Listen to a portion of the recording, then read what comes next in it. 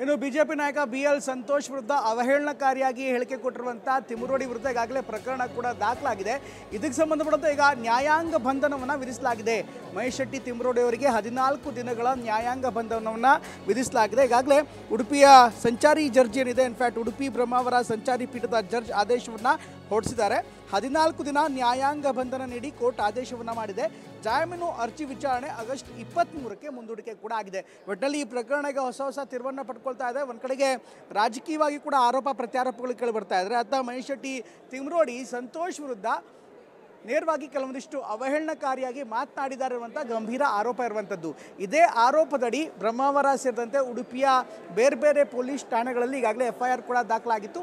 ಅದನ್ನೇ ಆಧರಿಸಿ ಬಂಧನ ಮಾಡಲಾಗಿದೆ. ಈಗ 14 ದಿನಗಳ ನ್ಯಾಯಾಂಗ ಬಂಧನವನ್ನು ವಿಧಿಸಲಾಗಿದೆ ಅನ್ನುವಂಥ ಮಾಹಿತಿ ಲಭ್ಯವಾಗ್ತಾ ಇದೆ.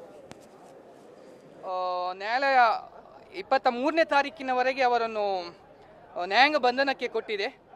ಅನಂತರ ಅಭಿಯೋಜನೆಯವರು ಕೂಡ 23ನೇ ತಾರೀಕಿಗೆ ನಾವು ಬೆಳಿಗ್ಗೆ ಆಕ್ಷೇಪಣೆಯನ್ನು ಸಲ್ಲಿಸ್ತೇನೆ ಅಂತ ಹೇಳಿದ್ದಾರೆ. ಯಾಕಂದರೆ ಇದರಲ್ಲಿ ನಾನ್ ಬೇಲೇಬಲ್ ಒಫೆನ್ಸ್ ಇರುವುದರಿಂದ ನ್ಯಾಯಾಲಯ ಸುಮೋಟೋ ಆರೋಪಿಯನ್ನು ಬಿಡುಗಡೆ ಮಾಡಲಿಕ್ಕೆ ಆಗಲ್ಲ. ಅಭಿಯೋಜನೆ ಸಲ್ಲಿಸಿದ ಆಕ್ಷೇಪಣೆ ನಂತರ ವಾದ ವಿವಾದಗಳು ನ್ಯಾಯಾಲಯದಲ್ಲಿ ನಡೀಲಿಕ್ಕೆ ಇದೆ ಇನ್ನೊಂದು ಸರಿ.